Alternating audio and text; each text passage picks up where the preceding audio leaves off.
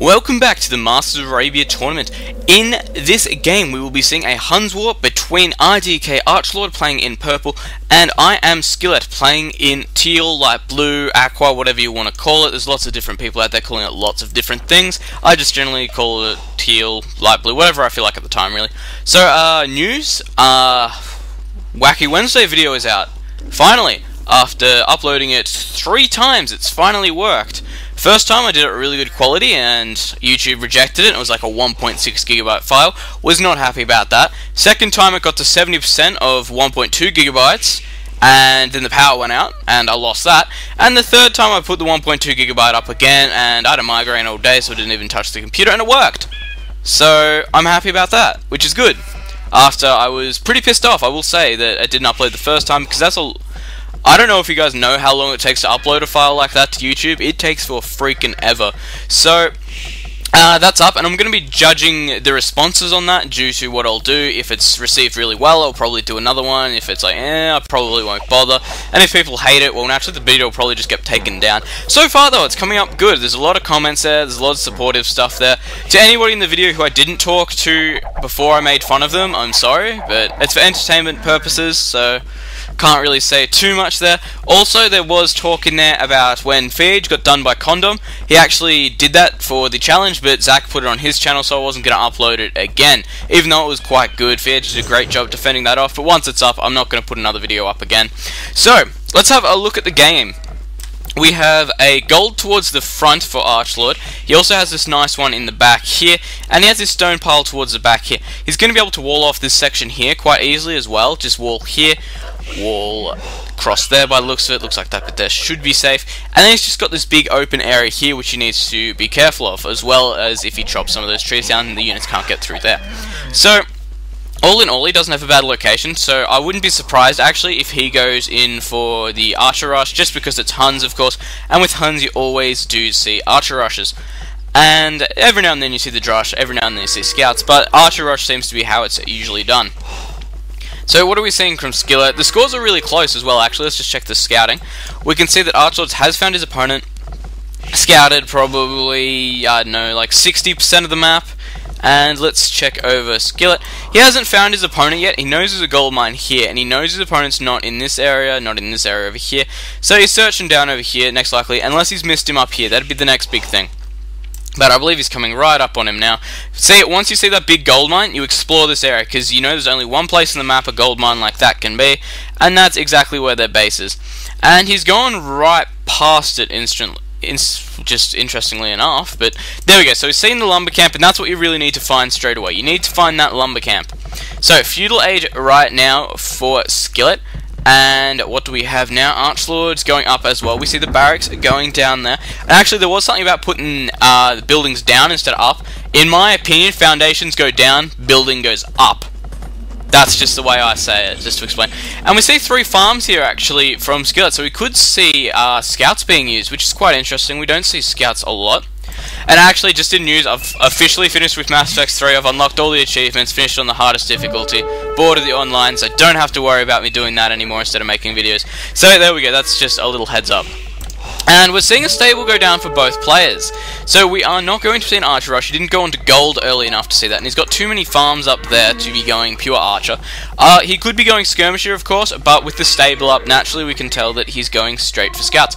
And this is what scouting's so important. If your opponent puts that stable up before you, you can tell what he's going, and you can build your entire army to counter that, which is why this game is so important. Unlike games like StarCraft, of course, you do have to scout, but it's not a bigger deal because the maps aren't completely randomized. It just lets you know what your opponent's doing. In this game, scouting is the biggest deal in the game, pretty much. If you can't scout, it's going to be extremely hard for you to win a game. You can't just fudge scouting, because if you didn't scout, he wouldn't know there was stone here. He wouldn't even know where his enemy is. He might know this area because he would do a shitty scout, but scouting is what makes this game so different, the way people scout it. So let's have a look at these upgrades. No upgrades on anything yet. We have not even seen a blacksmith go down yet. Have we seen one over here? No, we have not. But we are continuing to see all of these just scouts just pushing in towards each other's base. No one's got any kills yet, I don't think. Nope, nothing that I can see or have seen yet. And it's been a bit laggy right now. I have no idea why. It could be the fact I'm rendering another video, or I don't know. So, Scouts and Spearmen. Spearmen, of course, going to be able to completely turn the tide of this battle. If you put one Spearman in there, and it doesn't get picked off, and they start picking off the Scouts first, it'll do a lot more damage than it really should, just because Spears get such a good bonus against Scouts. Because we all know Scouts are allergic to noodles, as I always say. So, at the moment, we finally see the gold camp going down there for Archlord. We see the gold camp already down for Archlord, and Skillet is just putting his down now. The archery range has gone down for Skillet, and there it goes up now. And he's going to be able to transition to archers quite well, whether or not he actually decides to go for the up or just starts spamming archers, because we do know that Scouts are pretty good versus archers and extremely good versus skirmishers. So it's going to come down to really how they use, what kind of heal bonus they get, and how well they do. And right now we're still seeing these armies, they still haven't really clashed yet. They're being microed fairly well, so they're not being just left alone to do it, they're always doing something. But at the moment it looks like Archlord does have a little bit of a better economy. Both players walling off to like some extent, like they won't be able to get into each other's base. Another mining camp going down there, double archery, no smith for either player yet actually, unless second stable going down there for Skillet. Interesting, he could actually be going knights the way he's going. Either that or he's going the direct counter to these archers, but with these spears put into this army composition, it's going to make it a lot harder for him to do anything. Because if these spears manage to survive, they do so much damage, it's ridiculous. We can see that he only lost one scout cavalry, but of course scout cavalry, they're expensive. They're 80 food, it's not as bad as it could be, but you know, it's still expensive. Watchtower going up there, and taking a different entrance there, probably a smart idea. We can start, neither player is going up at this stage, and still got some spears in this composition. Yes, he still has two there, but they've both been picked off. And looks like he's going to come out on top here. He's actually got the bloodlines and the armor upgrade. We can see our opponent Archlord actually has the armor upgrade and bloodlines as well. Both players might actually transition into cavalry archers right now, but the option for knights is still open, especially with Skillet, because he's got that double stable up. And spears, of course, forcing these scouts away yet again, just because we know how much scouts are scared of noodles. So we have the double stable down and the double archery range for Archlord. And I believe Skillet, what do you have? Do you have the double archery down? I don't think you do. No, he's got the smith down though, because we know both players have smiths down, because they've got that armor upgrade. And he's only got the two stables up, so it looks like he could be going for the advance and trying to get in here, but not going to be able to find a way in, because we can see that Archlord has walled himself completely in at this stage. And these spearmen are just going to be able to defend off these archers. So let's have a look quickly. Neither player is going up to castle yet. There we go, actually, we can see that, who's that? That's Skillet? Skillet is going up to the castle age. And I would expect to see right now, sorry it's really laggy right now, I think it's because I'm converting a video at the same time. Next game I won't, I promise you I'll turn it off for the next one. But here we go, we can see Skillet has lost quite a lot of his army here. He did lose, what do we got, 1, 2, 3, 4, 5, and a cactus. So losing quite a bit of units there. And right now we can still see Skillet has not put an archery range down, so it might mean he's definitely going... Wait, what are we seeing there? We're seeing another stable, so he is going to be going knights. Which is interesting, because we don't usually see a lot of knights being used in Hun Wars, just because when archers are grouped up enough, they pretty much just eradicate them, especially if they're sitting like right here in this corner piece here, with a heal bonus. Not a lot they're going to be able to do about it. And I want to just check quickly, is Archlord... Archlord's nearly up, so he's going to be able to get out those cavalry archers, and he's going to be able to go for the counter. But right now we have a lot of knights being produced by Skillet. He's going to be able to do quite a bit of damage when he gets to it. So here we go, going for some harassment here. If he gets in, he should be good. But if all these knights finish up, they will be able to do a lot of damage. These spears, though, going to be able to counter these knights extremely well. We see the second armor upgrade has been done. Doesn't look like we're getting forging it now, and it is actually being really laggy. So I'm apologizing for that if it becomes extremely apparent in the video, even though I'm pointing it out every time. And a quick wall there, actually being able to keep that side there off. And light cavalry upgrade has been done right now, and that's something you don't often see. Siege workshop going down, but this could be it actually for Skillet right now. If he can't get any defense in here, he's going to lose a lot of units.